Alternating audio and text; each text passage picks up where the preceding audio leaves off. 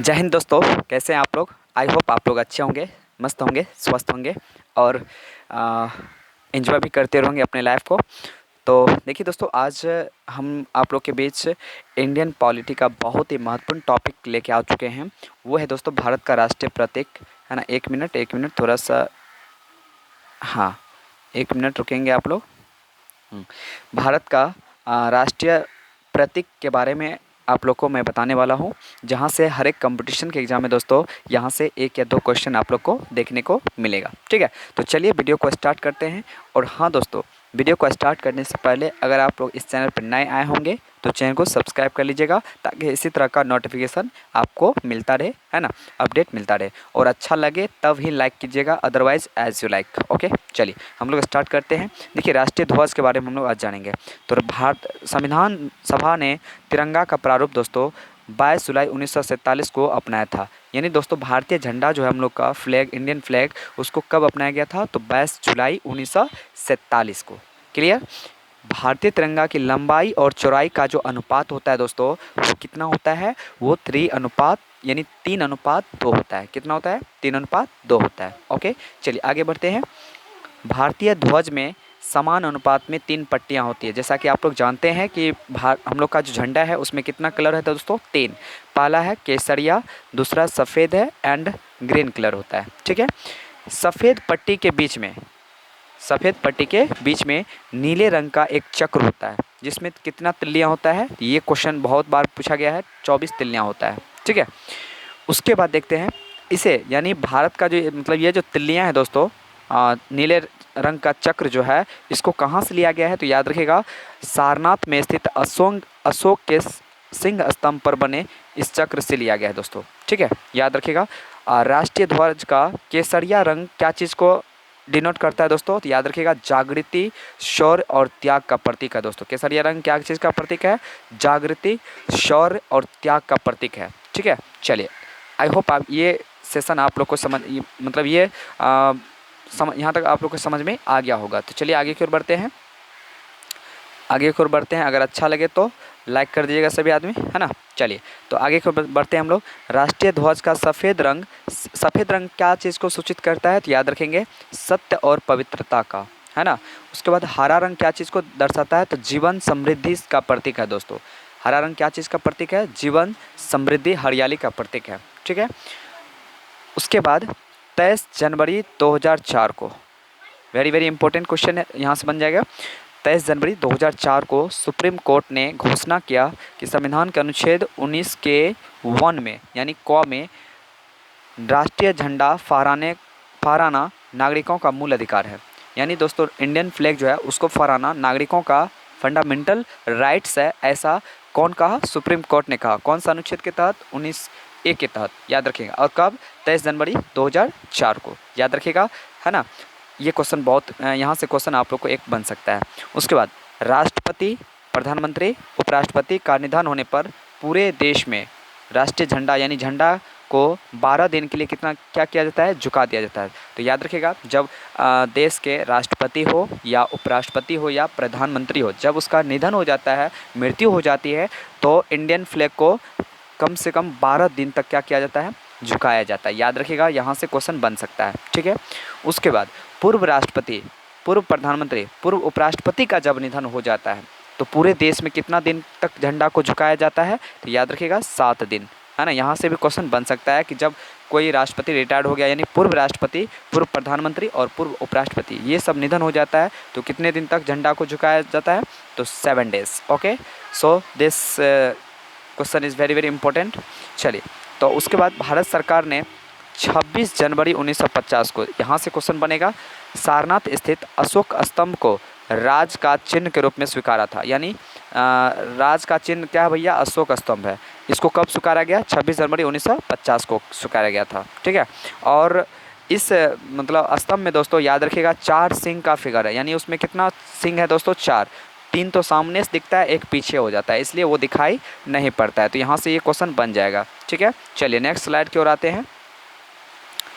अगला देखिएगा, यहाँ से क्वेश्चन बन सकता है, भारत का राष्ट्रीय वाक्य क्या है?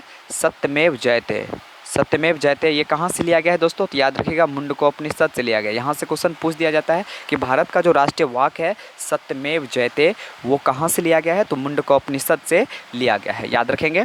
उसके बाद 24 जनवरी 1950 को, कब? 24 जनवरी 1950 को संविधान सभा ने रविंद्रनाथ टैगोर द्वारा लिखित जन गण मन यानी राष्ट्रगान दोस्तों किसने लिखा था? रविंद्रनाथ टैगोर ने लिखा था और उसको अंगीकृत कर लिया यानी स्वीकार कर लिया कब? 24 जनवरी 1950 को, याद रखिएगा दोस्तों कि इसका लेखक कौन है? रविंद्रनाथ टैगोर। यहाँ से क्वेश्चन बन सकता है। ओके, जनवरी 1912 में दोस्तों टैगोर द्वारा संपादित तत्वबोधिनी पत्रिका में, अब ये पत्रिका का संपादन किसने किया था? तत्वबोधिनी पत्रिका का, तो वो रविंद्रनाथ टैगोर ने संपादित किया था। कब? 1912 में। भारत विधाता शीर्षक से इस गान को पहली बार प्रकाशित किया गया था। कौन सा शीर्षक? भारत विधाता शीर्षक के द्वारा। ठीक है। भारत का राष्ट्रीय गान जन गण मन के गायन का निर्धारित समय कितना सेकंड है दोस्तों? तो याद रखेंगे सभी आदमी 52 सेकंड है, 52 सेकेंड्स। ओके। भारत का राष्ट्रीय गान सर्वप्रथम 27 दिसंबर 1911 के, यहाँ क्वेश्चन बनेगा, कांग्रेस के कलकत्ता अधिवेशन में गाया गया था। सबसे पहले कब गाया गया था? तो याद रखिएगा 1911 के कांग्रेस के कलकत्ता अधिवेशन में दोस्तों जन गण मन रविंद्रनाथ टैगोर द्वारा लिखित ये राष्ट्रगान जो है ये गाया गया था पहली बार। याद रखेंगे, यहाँ से क्वेश्चन बन सकता है। राष्ट्रगान के वर्तमान संगीतमय बनाने का, है ना, यानी जैसे हम लोग गाते हैं तो ये जो सुर है दोस्तों इसको देने का श्रेय किसको जाता है? तो याद रखिएगा राम सिंह ठाकुर को जाता है। किसको? राम सिंह ठाकुर को जाता है। यहाँ से क्वेश्चन बन सकता है। तो देखिए एक एक पॉइंट बहुत ही इंपॉर्टेंट है।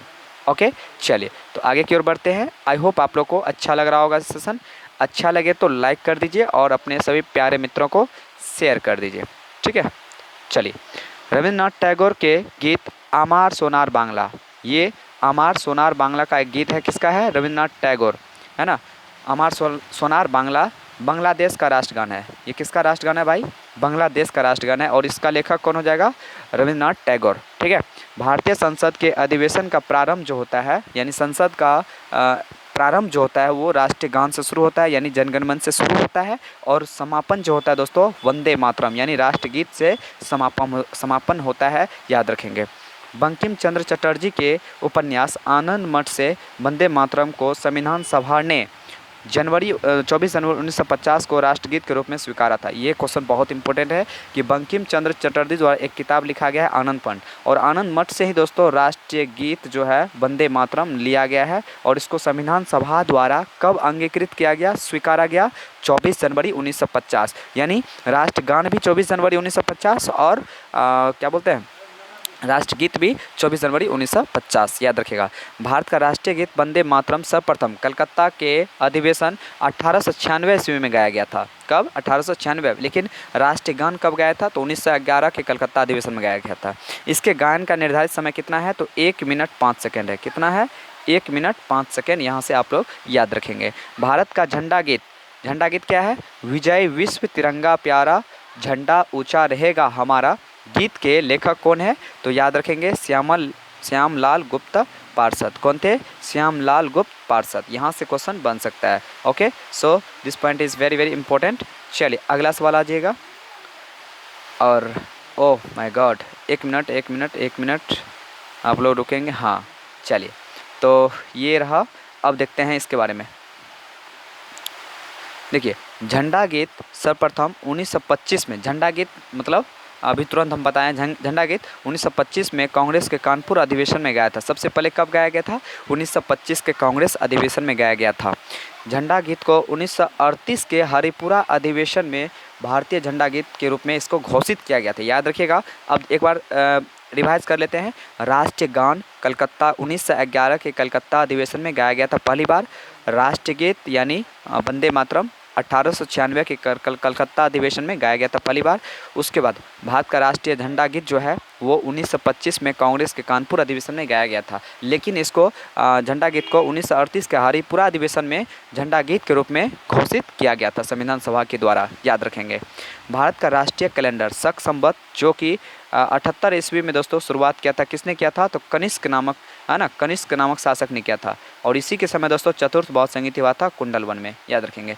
तो कनिष्क द्वारा ये संवत जारी हुआ था, शक संवत, है ना। इसको भारत सरकार ने 22 मार्च 1957 को क्या कर लिया था, अपना लिया था, ठीक है। उसके बाद देखिएगा, भारत का राष्ट्रीय पशु क्या है, सबको पता है, बाघ है। भारत का राष्ट्रीय पक्षी क्या है, मोर है, सबको पता है। भारत का राष्ट्रीय पुष्प क्या है, तो पुष्प कमल है। भारत का राष्ट्रीय वृक्ष क्या है, तो बरगद है। भारत का राष्ट्रीय फल क्या है, तो आम है। राष्ट्रीय मुद्रा क्या है, भारतीय रुपया है। कभी कभी क्या होता है दोस्तों, आपको यहाँ पर भारत का राष्ट्रीय पशु बाघ है, सबको पता रहता है, लेकिन ऐसा नहीं पूछता है, तो इसका वैज्ञानिक नाम दे देता है। तो याद रखेंगे, बाघ का वैज्ञानिक नाम याद रखे, बोलते हैं, थोड़ा सा स्पेस कम होने की वजह से मैं बोल रहा हूँ, ठीक है। बाघ का नाम याद रखिएगा, पैंथेरा टाइग्रिस लिनियास। क्या होता है, पैंथेरा टाइग्रिस लिनियास, इसका वैज्ञानिक नाम पूछ दिया जाता है। और मोर का वैज्ञानिक नाम याद रखेंगे, पावो क्रिस्टेटस। क्या, पावो क्रिस्टेटस। उसके बाद कमल का वैज्ञानिक नाम हो जाएगा नेलाम्बो न्यूसीफेरा। नेलाम्बो न्यूसीफेरा क्या होता है, नेलाम्बो nucifera.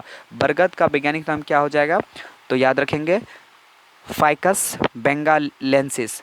Ficus benghalensis, ficus benghalensis. आम का तो सबको पता है, मैंगीफेरा इंडिका। एंड रुपया तो ये तो है ना।